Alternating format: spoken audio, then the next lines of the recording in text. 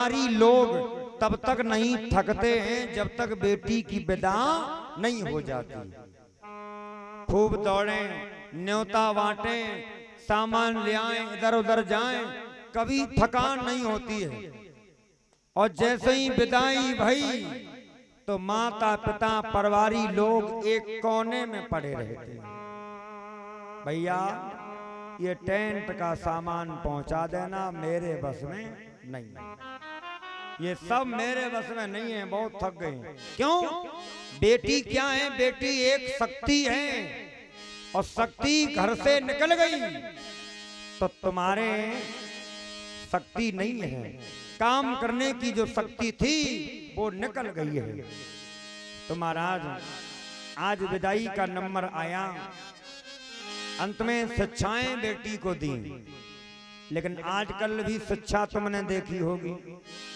आजकल शिक्षा जो है, बेटी ससुराल जाना और जाते ही जाते चाबी पे कब्जा बनाइयो जाए, जिम्मेदारी मालकिन बनियो जाए, और लड़ाई झगड़ा हो बे फोन कर दियो, 5 लाख दे, ज्यादा दिक्कत हो तो फांसी लगाई लियो।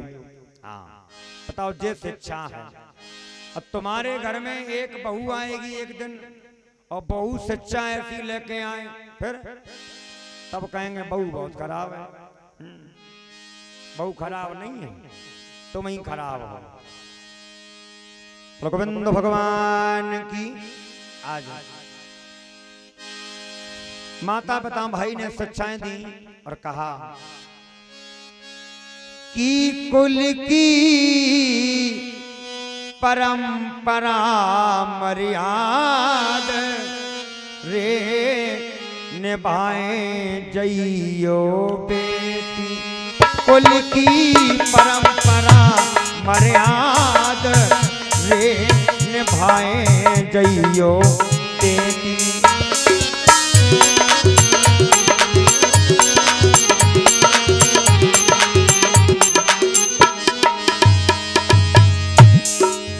अरे चाहे पथ पर होए गरीबी, और चाहे पथ पर होए अमीरी, चाहे पथ पर होए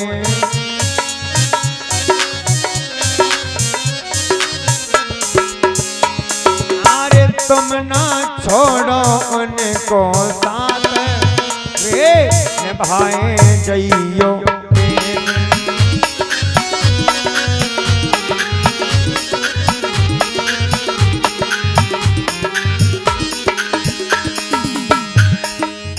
को शिक्षाएं दी माता पिता भाई ने।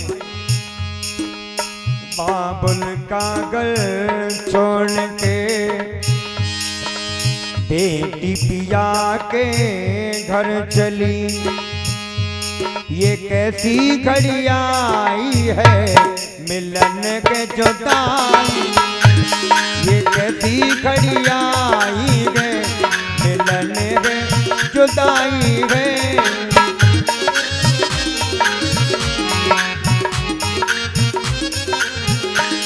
ये कैसी घड़ी आई है मिलन है जुदा।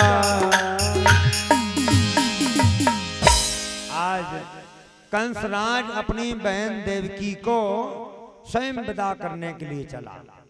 सोचने लगा इतना प्रेम करता हूं, इस बहन को कोई कष्ट न हो, इसलिए हम स्वयं विदा करने के लिए जाएंगे। अब ये कंसराज स्वयं विदा करने के लिए चला है। इतना प्रेम बहन से है। आजकल देखा इन माता पिताओं को बेटी से लगन ही नहीं है, प्रेम ही नहीं है। बिटिया पैदा हो जाए फिर देखो मूड पे हाथ धर के बैठ जाए। लड़का पैदा हुई, हेलो भतीजा आ गया, हाँ अभी आया, फोन कर दिए। बिटिया पैदा हुई तो मोहल्ला में जमालम पर, हाँ कोई है ही नहीं होना चाहिए। रोली और कंगन का श्रृंगार नहीं होता, रक्षाबंधन भाई बहन का त्योहार नहीं होता, और रह जाते घर सूने सूने अगर बेटियों का घर में अवतार नहीं होता। अगर बेटियां ही ना हो ये संसार ही नहीं रहेगा। अगर समाज में बेटियों को हम आप लोग कम पढ़ाएं, कई लोग बूढ़े बाड़े कह देवे ज्यादा नहीं बस 8 ही बहुत है। ज्यादा बिटिया पढ़ गई तो उतनो ही पढ़ो लिखो लड़का ढूंढवाओ पड़े। हाँ अभी ये सोच है। बताओ अभी देखा तुमने ये बेटियां भी किसी से कम नहीं है किसी से कम। हाँ जहां पर कोई बात आ गई थप्पड़ मारती सीधी। अभी मैंने एक वीडियो वायरल हो रही थी, विधायक जी सांसद जी के सार थप्पड़ दी। बताओ तो बेटियां ये भी नौकरी कर सकती हैं, ये भी फौज में लग सकती हैं।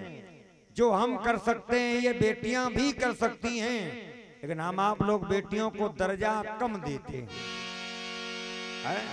अब तो इतनी सुरक्षाएं हो गई हैं, माँ बाप गर्भपात करवा देते हैं, बेटियों को गर्भ में ही खत्म करवा देते हैं।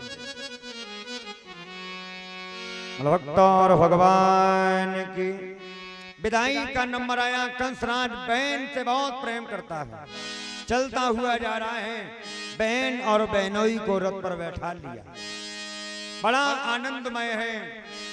और जैसे ही बीच रास्ते में पहुंचा, बीच रास्ते में पहुंचा तो भोजराज कंस के हृदय में आकाशवाणी होने और जैसे ही आकाशवाणी हुई कंसराज ने रथ को खड़ा कर दिया।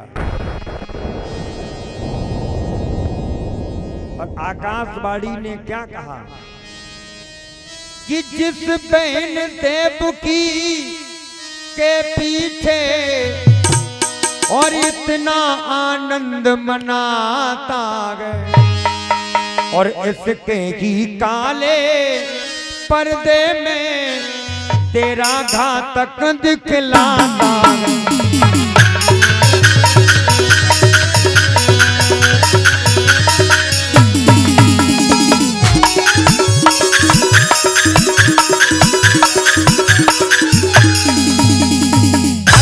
नहीं मालूम कंसराज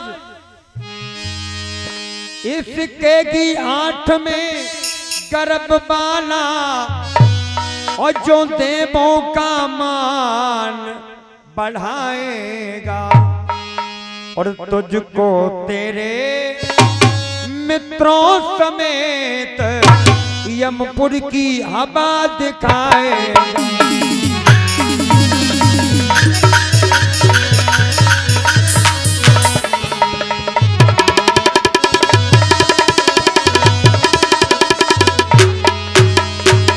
आकाशवाणी हो गई तो रथ खड़ा कर दिया।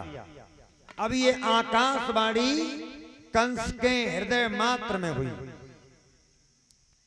कंस ने रथ खड़ा कर दिया और बहन को केसों को पकड़ करके बहन को रथ से नीचे उतारा और कहने लगा तेरी कोख से जो बालक पैदा होगा वो मेरा काल होगा, मैं तुझे नहीं रखूंगा। अरे पकड़े बहन के कैसे और कंस नहीं दया बेचारी।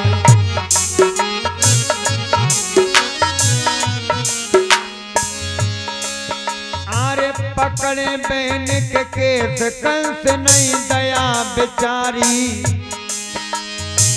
भैया भैया कहे, भैया भैया कहे आज देव की बेचारी। भैया भैया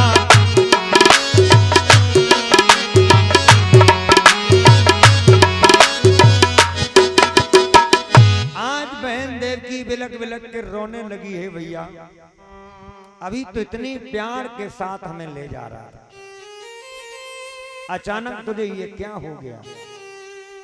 कंसराज कहने लगा तेरी कोख से जो बालक पैदा होगा वो मेरा काल होगा और मैं मरना नहीं चाहता। जैसे ही तलवार चलाने को चले वसुदेव जी ने हाथ को पकड़ लिया। राजन अरे तुम्हारी ये बहन थी तब थी, लेकिन अब